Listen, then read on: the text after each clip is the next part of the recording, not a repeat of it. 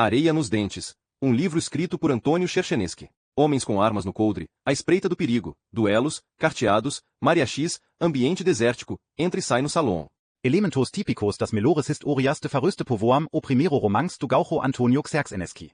Embaralhadas a eles, situações em geral alienígenas ao clássico repertório do Velho Oeste. Um escritor às voltas com um vírus de computador, pitadas irônicas de metalinguagem e até um ataque de zumbis. O pastiche, porém, é apenas uma das dimensões deste livro de estreia. Herdeiro das artimanhas do cinema, contagiado pelas possibilidades narrativas da metaficção, Areia nos Dentes passeia por enquadramentos originalíssimos. Como pontos de partida, dois eixos narrativos básicos. Em Mavrak, um vilarejo perdido na fronteira entre o México e os Estados Unidos, duas famílias alimentam uma rivalidade ancestral, num passado não muito remoto. Num apartamento da capital mexicana, um aposentado experimenta as angústias típicas de um escritor, ao tentar, nos dias atuais, narrar a história de seus antepassados. Debaixo destes dois eixos, porém, há diversas outras histórias que se agregam num jogo de espelhos, construído com humor esperto e destreza literária. Porque Areia nos Dentes é, sobretudo, um exercício de estratégias narrativas. O leitor ora invade o diário de um personagem, ora acompanha, concomitantemente, o pensamento de dois cowboys envolvidos numa perseguição a cavalo, em duas colunas que dividem a página. Recursos que provam a raridade deste romance de estreia, publicado originalmente em 2008 finalista do Prêmio Açoriano de Narrativa Longa, no qual a ousadia estilística caminha lado a lado com a ideia de que a literatura pode e deve ser uma baita diversão.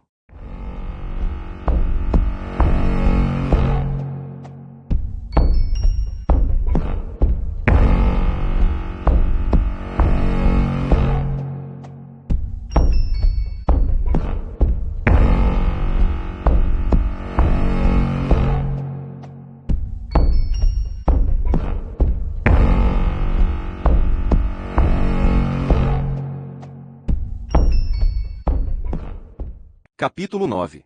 Qualquer ser consciente sonha com a máquina do tempo. Neste século XXI, neste apartamento abarrotado de coisas e lembranças, nesta cidade maior que o universo que é o DF, eu sonho com uma máquina do tempo. Em primeiro lugar, eu teria feito tudo diferente com meu filho Martim. Me pego desenvolvendo conversas imaginárias com ele. Martim diz, e então você está escrevendo um livro, hein? Em todo sarcástico. E eu respondo, sim, mas ele vem de dentro, não é essas fabricações vazias da ditadura da razão que lhe ensinaram na universidade. O ridículo é que nem em diálogos imaginários deixo de discutir com ele. Estou condenado a ser um velho ranzinza, talvez. E, que curioso, sempre me vi como uma pessoa tão cheia de aceitação. Foi agora, escrevendo sobre os Ramírez, que concluí que fui um pai intolerante. E ainda assim, não seria preciso escrever uma história de faroeste para tentar compensar meus erros. Digo, contar a história dos meus antepassados. Caso eu fosse dotado do poder da ficção, alteraria sem piedade os acontecimentos. Porque Miguel, de certa forma, repete tudo que eu fiz. Ou melhor, eu, mais de 100 anos depois, repito todos os desastres dele. Sou a prova definitiva de como a história é cíclica. Os mortos-vivos chegarão agora à cidade de Mavrak. Eu sei como eles se aproximam. É possível escutá-los se acercando. É tipo...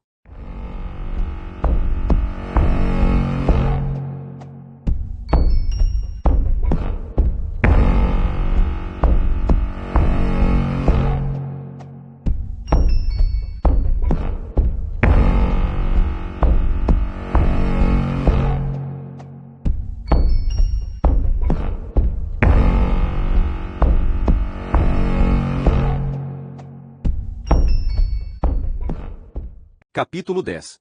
Retornar debaixo da terra é a maior violação possível à natureza. É um estupro à lógica. Os cadáveres, cansados do esquecimento, retornam raivosos. Alguns em melhor estado, apenas com umas dezenas de vermes comendo suas carnes. Todos com algo em comum, a frieza. Costuma-se dizer que algumas pessoas têm sangue frio. Metáforas. Por dentro são quentinhas.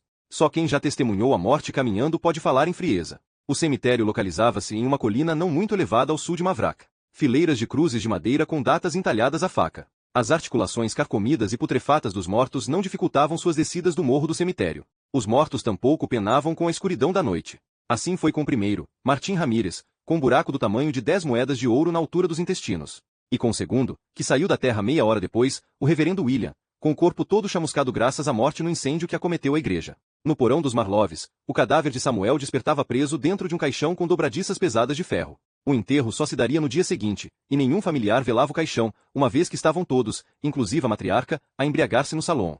Os corpos caminhantes penetraram na quietude da noite de Mavrak com apenas um desejo: mastigar humanos. Braços, pernas, ossos a se roer, cérebros, tanto fazia. Atravessaram a rua em passo arrastado e avistaram Leon Marlov, sentado nos degraus do salão, sozinho, olhando o céu. Leon, em particular inocência, ingênuo, Refletia sobre a alma de seu irmão, que ascenderia ao céu e lá se tornaria estrela. O ruído dos mortos-vivos foi abafado pela barulheira caótica que escapava do salão. Ao abaixar a cabeça, Leon notou uma figura que se aproximava. Ela caminhava torta, como cambaleante. E um bêbado, pensou Leon, que era incapaz de distinguir feições. Quer uma ajuda? Gritou. O corpo respondeu apenas com gemidos. Quando o morto-vivo alcançou a parte iluminada, Leon entendeu que era alguém gravemente ferido. Quer uma ajuda? Repetiu. E, então, viu um verme cair da narina direita do cadáver. Sequer conseguiu gritar de espanto. Leon botou um pé atrás e depois o outro, mas não voltava em direção ao salão. Caminhava desnorteado, sequestrado pelo pavor, impossibilitado inclusive de correr. Leon avançou até metade da rua. De lá, viu, próximo ao arco, outra silhueta cambaleante. Era Martin atrás e o reverendo na frente. Sacu a pistola. Primeiro, viro es e disparu contra Martin. Atingiu o peito com 2 balas. O morto parou por instantes. Sequer olhou as perfurações no corpo e prosseguiu caminhando, dessa vez com uma determinação ainda maior. Leon decidiu avançar outros passos. O reverendo William já estava muito mais próximo. Leon atirou em sua direção. Errou uma bala, e a outra atingiu o braço do morto, o que não pareceu surtir efeito. Quando conseguiu perceber as queimaduras naquele cadáver ambulante, não lhe sobraram dúvidas de que era o reverendo que estava ali. E milagre. E pensou Leon. E pesadelo. Levantou o revólver outra vez. Sua mão chacoalhava tanto que tentou acalmá-la com a outra. Sentiu-se estranho por disparar contra um homem de Deus. Nada que o tenha impedido de fazê-lo. Acertou o joelho de William. Ele foi ao chão apenas para se levantar com facilidade por meio de um esquisito empurrão efetuado com o corpo todo. E Mara, disse Leon. Olhou para o lado. A casa de Miguel Ramírez. E merda, disse outra vez. E bateu na porta. Uma vez com força. Notou os mortos se aproximando. Socou a porta 1, 2, 3, 10 vezes. A porta se abriu. Leon não viu ninguém lá dentro. A escuridão completa. Cogitou que talvez a casa dos Ramírez também tivesse sido dominada por estas horrendas criaturas. Miguel falou com sua voz rouca. Leon tranquilizou-se por ser um humano, mas logo compreendeu o que o velho lhe dizia. E meu filho Martim está com fome. E acho que só vai saciá-la quando ele se vingar dos Marloves que o assassinaram. Leon lançou o olhar mais desesperado de súplica que conhecia. Por favor, senhor Miguel, acredite em mim, nem eu nem meu irmão matamos Ramírez algum. Pelo menos Martim não foi morto por nossa mão, isso eu posso lhe garantir. Miguel riu e bateu a porta. Cada morto estava a cerca de 5 metros de Leon. Ele ainda tinha 2 balas no seu revólver. Acertou o coração do reverendo, mas de nada adiantou, pois seu coração não parecia bater. Exatu o pescoço de Martin. Nenhum efeito. O desespero tomou conta dele. Miguel provavelmente ria lá dentro, em segurança. Ajoelhou-se no chão com o revólver descarregado solto no braço mole. Esperava a morte e desejava que ela fosse breve, já que indolor não seria. E eu posso provar que não matei seu filho. Ele ganiu. A porta se abriu outra vez, e o braço de Miguel emergiu do escuro e puxou Leon para dentro da casa. O velho Ramírez trancou a porta. Os mortos-vivos golpeavam a porta. O barulho ritmado se ouvia em toda a casa. Entre cada sequência de batidas, Miguel e Leon escutavam os cadáveres gemendo. E prove que não matou meu filho. E não é tão simples assim. Precisamos de segurança antes. Você sequer cogitaria me enganar, não é, Leon? Eu jogo você para o lado de fora em questão de instantes. De modo algum. Tem mais alguém aqui? Perguntou Leon. E por quê? Você planeja matar esse velho aqui? Leon ignorou as ideias tresloucadas de Miguel. E não, para saber se alguém pode nos ajudar a conter esses monstros. E esclareceu. Juan foi para casa dele, mesmo com o ferimento. A mãe dele o acompanhou, está lá cuidando do garoto. Sérgio faz companhia para os dois. Eles foram desbravando a casa no escuro. E o que você tem de munição? E eles não morrem. Como assim?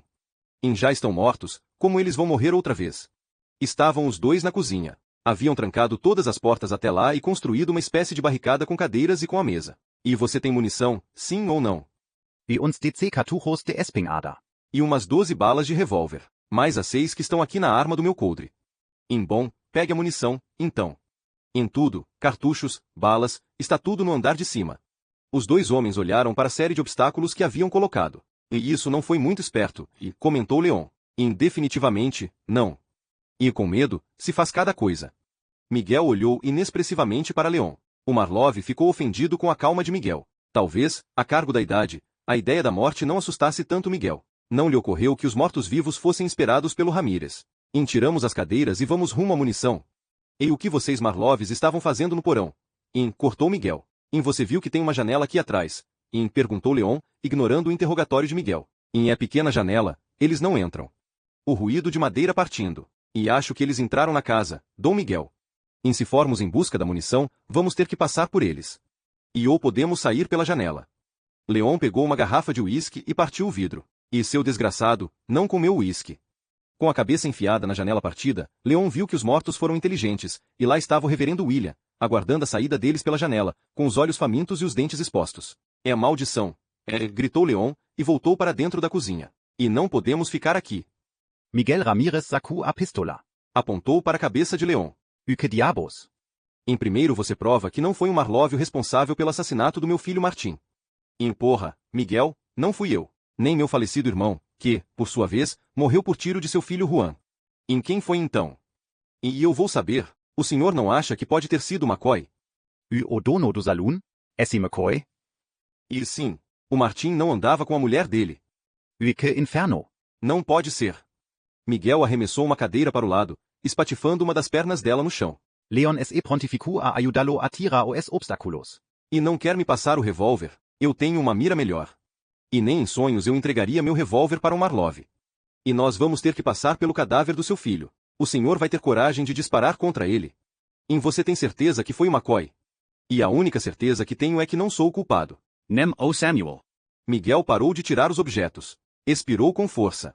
Leon jurou ter visto lágrimas ao redor de seus olhos. Miguel lhe passou o revólver. E não vá me aprontar gracinhas, viu? Leon assentiu. Com a porta livre, escutaram uma batida. O cadáver de Martim estava do lado de fora. Leon chutou a porta com vigor. Ela voou para trás, empurrando Martim. Miguel não pôde evitar um soluço triste ao ver seu filho com a pele toda esverdeada e mal cheirosa. Leon atirou em uma perna e depois na outra. Martim caiu de joelhos no chão. Leon avançou e chutou a cabeça de Martim. O morto-vivo estava deitado agora. E passe, passe! Gritou Leon para Miguel. Miguel Ramírez foi adiante, rumo à porta de entrada. Leon foi segui-lo, quando sentiu um puxão na sua perna. Era Martin. Leon foi ao chão, seu revólver caiu e deslizou até o pé de Miguel. Martin mordoi a perna de Leon, arrancando naco enorme de carne. Leon vivo de dor. O morto-vivo seguiu na comilança voraz. Miguel se abaixou para pegar o revólver, e com a arma na mão, apontou para a cabeça de Martim. Disse, filho, e ele não emitiu resposta. Só continuou a mastigar e roer. Miguel fechou os olhos. Não teria coragem de fazê-lo de forma diferente. Puxou o gatilho e o cérebro do filho se espalhou no chão. Miguel deu o braço para Leon. E vamos. Você ainda precisa responder a uma série de perguntas. O reverendo William entrava na casa no seu cambalear furioso. Miguel gastou as 3 balas restantes, acertando apenas uma no peito do morto-vivo. Eles caminharam o mais rápido possível, Miguel incapacitado pela idade, Leon, pelo ferimento na perna. Miguel arrastou Leon pela escadaria. Um degrau de cada vez. O reverendo estava no primeiro degrau, perto deles. Leon arrancou um pedaço de pau do corrimão e arremessou contra o morto-vivo. Acertou seu rosto, perfurando-o. O reverendo deixou escapar um gemido agudo, como o guincho de um morcego. Leon fez um sinal da cruz. Conseguiram subir até o quarto de Miguel. Trancaram a porta. O reverendo espancava a madeira. Miguel preparou a espingarda. Abriu a porta, encostou a calibre 12 no peito do reverendo e puxou o gatilho. A força do tiro fez com que ele voasse escada abaixo. Miguel desceu um degrau e disparou outra vez, agora na cabeça. Pouco sobrou de sólido do cadáver do reverendo. Miguel retornou ofegante. Exercitou o ombro, para cima, para baixo. Ele doía do tranco da espingarda. Leon sentou-se no chão e arregalou os olhos para Miguel, assombrado com a frieza do velho. E padres? Não deixam de incomodar nem depois de mortos, disse Miguel, e cuspiu no chão do seu próprio quarto. Leon fez outro sinal da cruz. Miguel Ramírez sentou ao lado de Leon no piso. Escorado na parede, Ramírez procurou um cigarro. Marlov encontrou um no bolso de sua camisa. Pegou-o com a mão que não estava suja de sangue e passou para o velho. E amigos? Perguntou Leon. Miguel ri. Acendeu o cigarro. Depois da primeira baforada de fumaça, passou para Leon. E meu filho tinha uns dentes bem fortes, não? Comentou Ramírez, sinalizando o grotesco machucado na perna de Leon. Que engraçado, nem estou sentindo dor. Tragou. Foi muito difícil para o senhor disparar contra seu filho, inquiriu Leon. O velho ficou em silêncio. Quer dizer, eu sei que ele já estava morto. Mas, remendou Leon. Com a quietude do Ramírez, decidiu abandonar o assunto. O que vocês tramam no porão? Desculpa. E no porão? Meu filho Martim morreu na mesma noite em que tentou descobrir o que havia no porão da casa da sua família. Se foi coincidência ou não, isso não muda o fato de que vocês tramam algo no porão. O que é? Leon expulsou uma nuvem de fumaça cinza. Tocou no machucado da perna. O osso estava visível. A gravidade do ferimento o deixou tonto, desnorteado. Apagou. Ai. Acorde, garoto. Miguel o sacudiu. Empurrou seu ombro. Leon caiu no chão como um peso morto. Garoto. O velho deitou melhor, deu uns tapas no seu rosto desacordado. E não ouse morrer sem responder o que vocês aprontavam, garoto.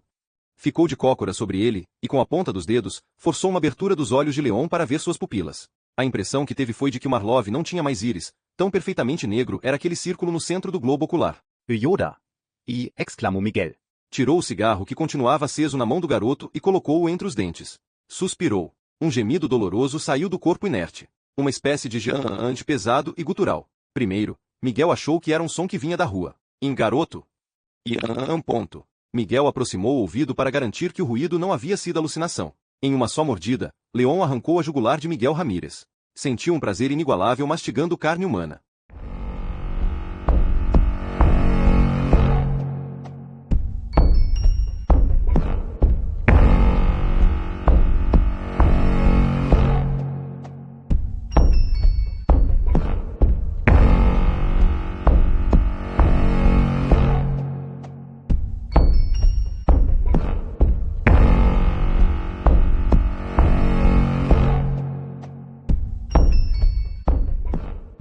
Capítulo 11. O assombro. O caos orquestrado era regido pela noite, o supremo maestro do medo. Os habitantes de Mavrak se mastigavam pelas ruas. Tiros e mais tiros. Para o alto. Para o corpo. Mas não adiantava destruir o corpo. Era necessário aniquilar a cabeça. Marcas de sangue tingiam a areia. O Salom já havia visto de tudo. Porém, nunca isso. Não, isso não. McCoy nunca testemunhou um cliente lhe comer parte do braço. Tampouco imaginou que logo ele estaria avançando voraz rumo ao mariachi embriagado. E quem estava sóbrio naquela noite? Havia algo de alucinatório e onírico, uma sensação coletiva de que todos beberam demais, de que pessoas não se mastigam por aí, não engolem tripas humanas com deleite. Teve um sujeito que nem resistiu. O morto-vivo se aproximava cada vez mais e ele só ria e gargalhava. Achou que fosse um delírio, que passará do ponto no uísque. Quando teve parte do cérebro arrancado, era tarde demais para questionar a veracidade do que presenciava. A descrença ocupava todas as mentes do salão, exceto, talvez, a de Maria, que subiu correndo pelas escadas. Desviou de uma prostituta de olhos arregalados e fome descontrolada e se trancou no quarto. Pegou o revólver que mantinha escondido embaixo do colchão e se jogou pela janela, rompendo vidro e madeira e caindo na areia áspera de Mavrak. Com grãos nos dentes, ela notou como infligia dor aquele piso infinito da cidade. Uma costela possivelmente quebrada. O chão a chamava. Não se renderia. Levantou-se. Desvairada, saiu pela rua de Mavrak, escorada em cantos, testemunhando o que olhos sonhadores jamais deviam testemunhar, a vitória do inevitável. Tiros e mais tiros. Os mortos-vivos pareciam regozijar-se em especial com os cérebros humanos. Iguarias. Um banquete a céu aberto. O inferno dos vivos era o paraíso dos mortos. A lua, as estrelas e alguns pares de olhos assistindo. Como os de Juan e Sérgio, na janela do segundo andar na casa de Juan. O lugar todo trancado. As janelas de baixo cobertas por tábuas pregadas. Juan teve a impressão de identificar seu pai em meio à multidão, alumiado por um disparo de revólver. Sua mãe, sentada na cama, chorava em agonia. Ela se encolheu na cama cada vez mais. Juan puxou o cobertor para cobri-la. Ela segurou a ponta do agasalho e se cobriu por inteiro. O lampião na cabeceira permitia que Juan contemplasse a forma de sua mãe por baixo das cobertas e do lençol se curvando até alcançar a posição de um feto. Sérgio se aproximou cada vez mais do tio, colado nele. Não falava nada, sequer ousava perguntar o que estava passando com a cidade, porque tantos gritos, urros e tiros. E ainda bem que não perguntou nada, pensou Juan. Porque ele sabia a resposta. Ele sabia porque os mortos haviam voltado à vida. Porque ele, Juan, a salvação dos Ramírez, pediu ao xamã para que eles voltassem. Ele riu, como quem compreende a inevitabilidade das coisas. Desde a morte de Martim, tudo se encaminhava rumo àquela noite. E, pela janela, pôde enxergar Viena, assustada e indefesa, o vestido amarelo sujo de sangue.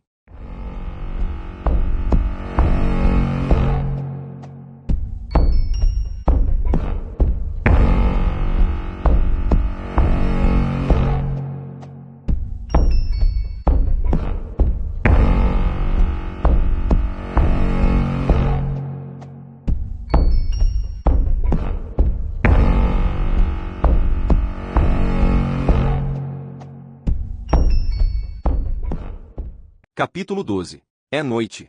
Aqui no DF de 2007. Meu corpo todo está formigando. Meus dedos tremem, e isso me impede de digitar mais. A sensação é que o ar chegou ao fim em meu quarto. Abro a janela e tento respirar. É inútil, porque os sopros de vento são contidos e tímidos. Ligo pro meu amigo Carlos. Digo para ele me encontrar na praça aqui perto de casa. Saio trôpego de casa. Tento sorver o máximo de ar que meus pulmões suportam. Eles se enchem, mas a sensação ainda é ruim, como se não houvesse oxigênio suficiente. E talvez não haja, nessa cidade de milhões de carros, todos a vomitar poluição.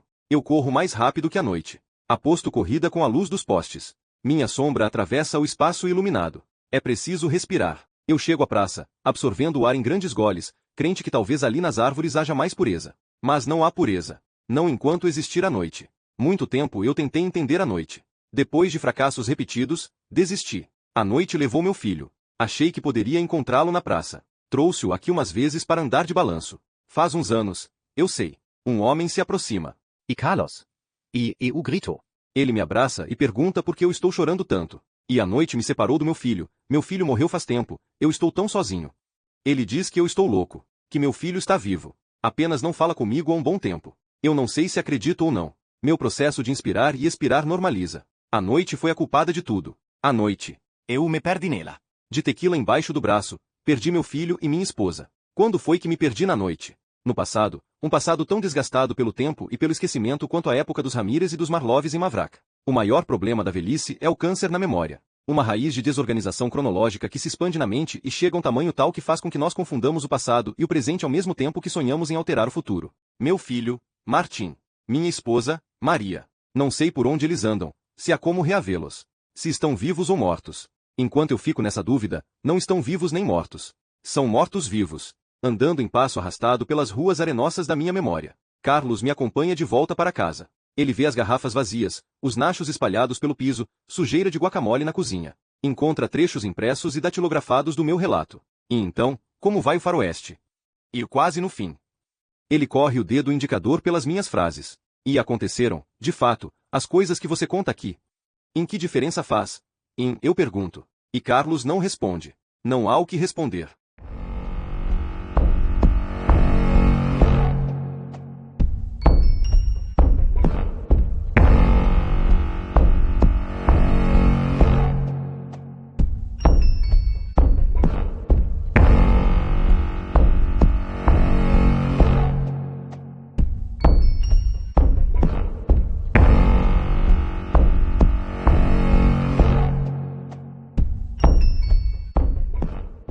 Capítulo 13. E aonde você vai, tio?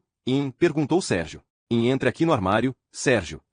Mas, tio, Juan olhou o corpo de sua mãe. Ela havia parado de se contorcer de nervosismo. Parecia até que caíra no sono. Fechou o sobrinho no esconderijo, esfregando os dedos na madeira, disse em um sussurro audível que voltaria para buscá-los. Após tomar uma caixa adicional de munição na gaveta e recolher o rifle pendurado na parede, desceu as escadas e penetrou no ar frio da noite de Mavraca. A morte por todo lado gelava corpos e corações. Juan se cobriu melhor com o poncho negro. Na sombra da varanda, tinha uma visibilidade excelente. De lá, enxergava, à esquerda de sua casa, um morto-vivo se acercando de Viena. A moça gritava a plenos pulmões. Juan sacou o rifle, estendeu o braço e mirou. Prendeu a respiração para tremer menos a mão. Puxou o gatilho. O estouro, a luz, o tranco da arma o impediram de ver se havia acertado o alvo. Então, o morto-vivo que ameaçava Viena despencou de joelhos no chão. Sim, Juan atingira a cabeça dele por sorte ou graças àqueles raros momentos de claridade que chegam durante o desespero. Viena, em choque perante o corpo outra vez morto, novamente um cadáver, libertou um grito aprisionado do fundo da alma, estridente a ponto de machucar ouvidos próximos. Com as mãos, mexeu nervosa nos cabelos para tirar os nacos de cérebro que ficaram presos entre os fios. Olhou ao redor, em busca da fonte do disparo. Juan saiu debaixo das sombras e acenou. Ela correu em sua direção. Quando chegou perto dele, deu um tapa em seu peito, rangendo. Seu louco, você poderia ter me acertado. Eu sei que você não é bom de mira. Seu filho da... calma. Viena, eu tinha uma boa visão, ele estava distante. Em como você está tão calmo? Como? Metade de Mavrak já morreu, e parte dessa metade voltou à vida e está tentando engolir os que vivem. É porque alguém precisa estar calmo nesse mundo, ele disse. E pensou, porque, senão, é melhor eu apenas me juntar a eles, sair aí tentando comer o cérebro de alguém. O rosto dela em chamas, os dentes à mostra. Ele apenas a fitou e encolheu as sobrancelhas. Vamos, ele disse. Ela aproximou sua cabeça do peito de Juan e pôde escutar o coração dele galopando mais veloz que um puro sangue. De humano, apesar de tudo, pensou Viena, e sentiu o pânico se atenuar. Ele abriu o poncho no ar e o estendeu até o ombro esquerdo de Viena. E o frio do deserto pode ser fatal. Ela assentiu. Juan guardu o rifle nas costas e sacu o revólver do coldre. Sacudiu-o pelo ar, como se pronto para enfrentar qualquer ser vivo ou morto. Os dois escutaram um relincho de cavalos. Thornton subia em um deles e cavalgava selvagem, tacando as esporas no pobre animal. Ele passava de raspão por cadáveres semoventes que, em vão, tentavam derrubá-lo. Juan foi até o meio da rua e fez um sinal para Thornton. Ele veio em sua direção. E o que é isso, garoto? O que está acontecendo? E não agora, xerife. O xerife apontou-lhe a arma. E os mortos voltaram à vida. Xerife, porra, que diferença faz? Em quem foi o responsável? É EU, Zareth. Meu pai. Eu assumo a culpa por nós dois. Thornton puxou o cão da arma, e Juan aguardou imóvel a bala que encerraria tudo. Em que diferença faz agora? Suspirou o xerife e guardou o revólver. Escutou-se um grito feminino à distância. E cadê a Maria? E não sei. No Saloon, Talvez? E o salão está infestado desses monstros. Não tem como entrar. À distância, Juan viu que uma das pessoas que disparava tiros na noite usava um vestido branco consumido de terra. É Zareth, calma. Tem uma mulher atirando sem parar. Só pode ser a Maria. ¿Y onde? Y, exclamou o xerife. Juan apontou e Thornton partiu em direção a ela. E não conseguiremos sair da cidade a pé. Juan disse a Viena. E eu sei. O deserto nos engoliria. Precisamos ir até o estábulo e pegar 2 cavalos. Buscaremos Sérgio e minha mãe. E o seu pai?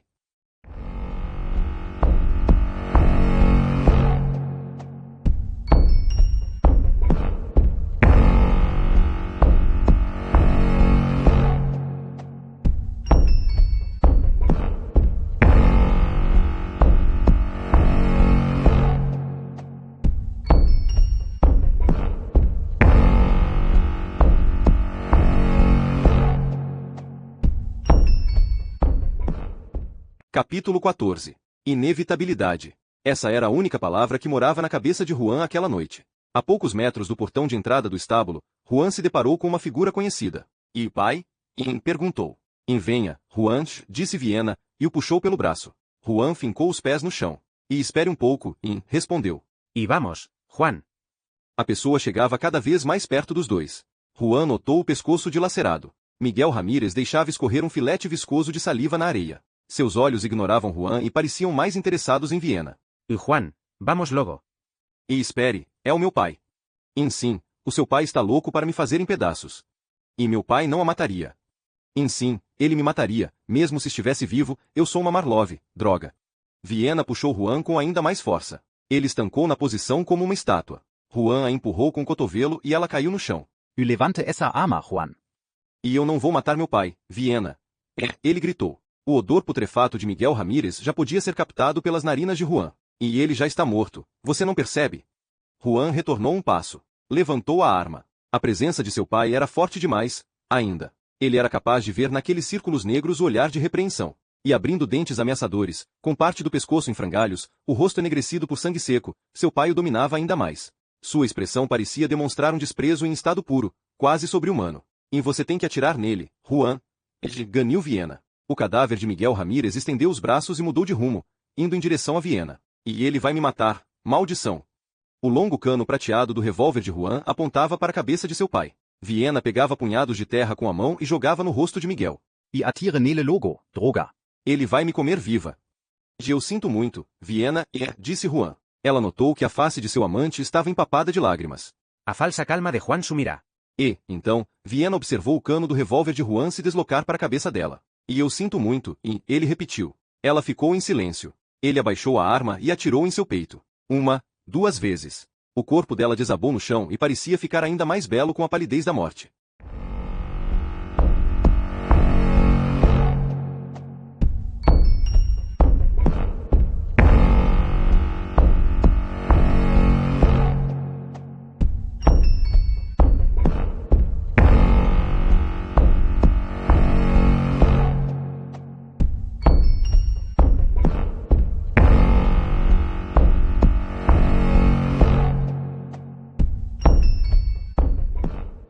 Capítulo 15. Não posso acreditar que escrevi isso. Nem aqui. Nem no papel. Carlos está dormindo no meu sofá. Fico feliz de ter alguém com quem compartilhar minha agonia. É Carlos. É you, Earl. Ele abre os olhos ainda mergulhados na mais pesada sonolência. E nem na ficção, Carlos. Do que você está? E nem na minha ficção o filho conseguiu matar o pai. Ele deixa cair a cabeça para trás. Aposto que está pensando que eu pirei de vez e que vai ter que me levar na primeira hora da manhã para o hospício. E não consegui mudar a história. Sim, é baseada em fatos reais dos seus antepassados, você não pode mudá-la. E que antepassados, Carlos? Você sabe tão bem quanto eu que meus antepassados eram um bando de mexicanos pobres e insossos. E eu sempre suspeitei pelo menos. Ele se senta. Tá bom, então você viu muitos faroestes no cinema e quis escrever a sua historinha. O que tem de errado? Ponha o que você quiser nela, Joanito. Em só que eu posso escrever até sangrar os dedos que não vai mudar a minha história. Carlos, a minha porra de história. Eu, o meu filho Martim. Como eu fui com ele. O desfecho. À noite. Em calma, você não quer beber uma água? Eu regurgito ar e espanco a mesa. Tento encher os pulmões e esvaziá-los por completo. Dizem que ajuda. E eu sempre pensei que escrever era uma forma de matar o pai. Ele me olha com cara de quem não entende. Para falar a verdade, eu também não entendi o que quis dizer com isso. Mudo de assunto, e meu filho me contou de um jovem que escreveu uma história sobre um mexicano velho escrevendo um faroeste, onde aparecem mortos-vivos. ¿Y? ¿Y nada, Carlos? Nada. Ele volta a fechar os olhos. Escuto seu ronco menos de um minuto depois. Que inveja das pessoas que conseguem dormir quando bem entendem. Daqueles que não passam a noite se revirando em pensamentos. Podem simplesmente desligar. E daí que um rapaz escreveu isso? E daí que às vezes eu acho que é ele quem escreveu a minha história? E que, talvez, se eu mandasse uma carta, telefonasse para ele, de repente, ele fosse capaz de mudar a minha história. Porém, vendo que nem no meu faroeste fui capaz de ajeitar as coisas, acho difícil que esse jovenzinho consiga alterar algo. Eu sonho. Ah, eu sonho. A história dos Mavraquianos está ali, no meu computador, na mira da tecla backspace, pronta para apagar as letras e as frases como se fosse a tarefa mais ordinária. A história pode ser reconstruída para se adequar a um final alegre e otimista. Porém, eu me sentiria um traidor. Nunca me perdoaria. É preciso ir até o fim, até as últimas consequências. Estou condenado a repetir a minha história pessoal nas minhas linhas de ficção. E torcer para que ninguém perceba que sou um péssimo mentiroso. Implorar para que leiam como um faroeste, não uma autobiografia. Ou melhor, uma tentativa de consertar uma autobiografia, uma tentativa fracassada. Todo romance é a história de um fracasso. Não adianta, o texto literário não é composto dos mesmos caracteres que o texto da vida, o texto do mundo. Então, que eu encerre agora este relato arenoso. Do jeito que a história merece ser finalizada.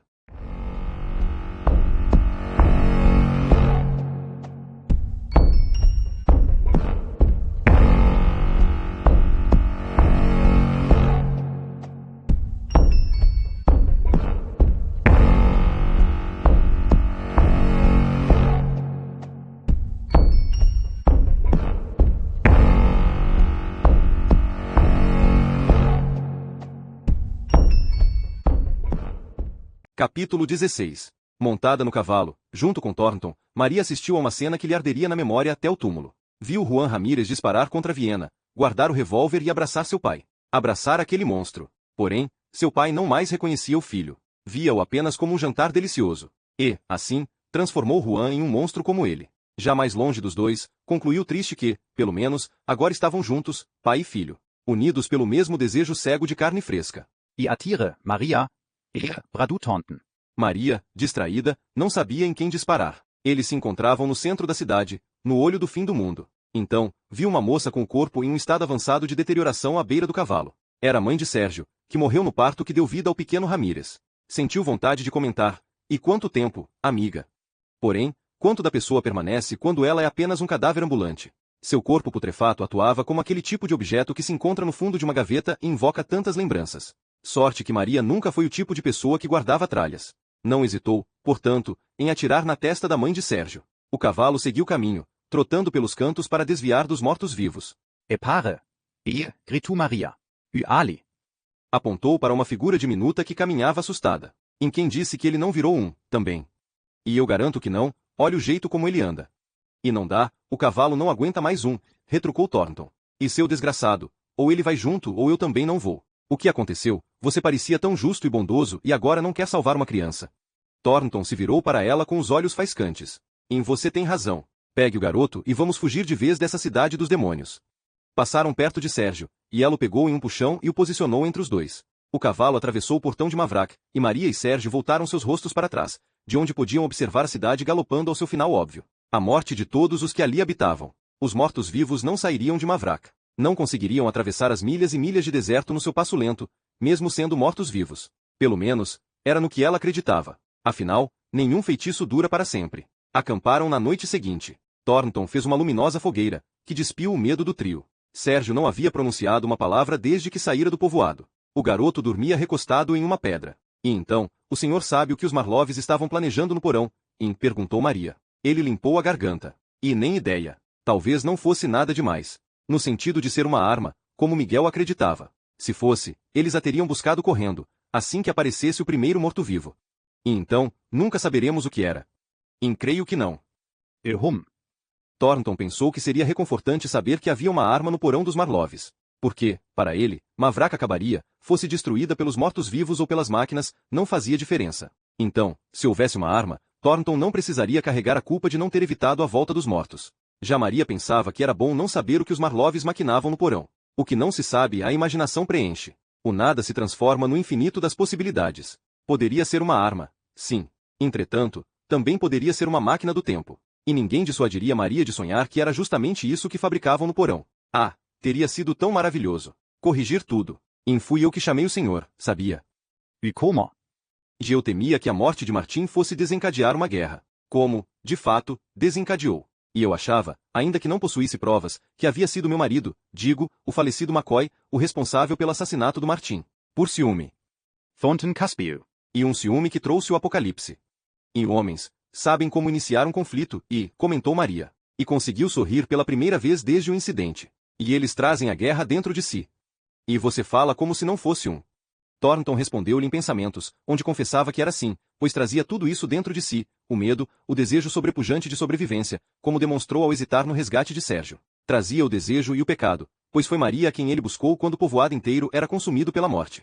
Tirou a estrela do peito e guardou-a no bolso. Ele se sentia ordinário demais para usá-la. Um homem como qualquer outro. Até aquele dia, nunca conhecera alguém que de fato merecesse usar a autoridade marcada na roupa. Talvez somente Deus. Porém, depois do genocídio, Thornton olhava para o céu em busca dele e parecia que não estava mais lá. O trono ausente. Rezaria antes de dormir na esperança de uma resposta. Porém, sua razão já lhe dizia que não haveria resposta, apenas silêncio. Deus havia sido sepultado para Thornton. Quiçá em seguida, Deus se tornaria como um morto-vivo para o ex-xerife, um tormento que reapareceria do nada, em espasmos, e o recordaria de uma época de idealismo que nunca regressará. Vamos, disse Thornton, ao testemunhar a cerimônia de ressurreição do sol. Foram, até se tornarem uma trilha de poeira no deserto. Até de longe tudo parecer, sem distinções, um grande bloco formado por grãos e grãos de areia. A cidade de Mavrak abandonada, deixada às sombras e aos fantasmas, como no sonho profético que Juan teve após aquela noite de bebedeira. Thornton, Maria e Sérgio formarão uma nova família. Lutarão para esquecer o que a noite lhes trouxe. Conhecerão as grandes cidades lá para o norte. Haverá a sensação tranquilizadora de que Mavrak estava, sim, condenada. Se não fossem os mortos, o povoado seria soterrado por prédios e mais prédios. Edifícios e arranha-céus iluminadíssimos, todos cumprindo o mesmo serviço, o de disfarçar a areia que permeia o solo e a escuridão noturna. Thornton será cometido por uma nostalgia involuntária e indesejada, pois sabia racionalmente que o oeste era sinônimo de ódio e tensão. Ainda era melhor que aquilo, que o presente, que o futuro, que o sentimento de que só há um caminho a ser seguido, e é rumo ao pior. Sérgio crescerá. Irá se casar com uma bela dama em Nova York. Depois, se divorciará. Bastante velho, conhecerá outra moça no México e terá um filho chamado Miguel. Meu pai. Que, por ironia, vaio ao mundo no dia de los muertos. Das poucas coisas que lembro de meu avô Sérgio Ramírez, destaco o fato de que ele tinha uma enorme dificuldade em dormir. Porém, essa dificuldade era peculiar, pois seu sono desaparecia mesmo durante a noite. Suspeitei que meu avô temesse a noite. E assim eu também passei a temê-la desde criança sem motivos lógicos. E, hoje em dia, arrisco a dizer que conheço seus poderes muito bem. Ele conseguia pegar no sono, sim, meu avô, às vezes tarde da madrugada. Porém, com frequência despertava sobressaltado aos gritos. Eu corria até seu quarto, e ele dizia, com cafuné nos meus cabelos, que eram os mortos, os mortos. Eles nunca estiveram tão vivos.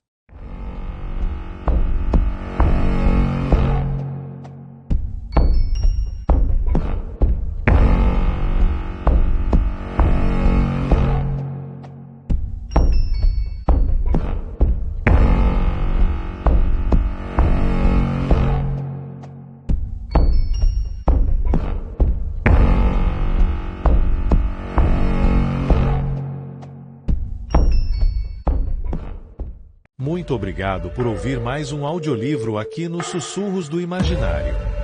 Se você gostou dessa jornada literária, não se esqueça de curtir o vídeo e deixar seu comentário. Queremos saber o que você achou. Inscreva-se no canal e ative as notificações para continuar explorando histórias fascinantes e descobrindo novos mundos ao nosso lado. Sussurros do Imaginário, a sua melhor companhia para viagens literárias. Até a próxima aventura!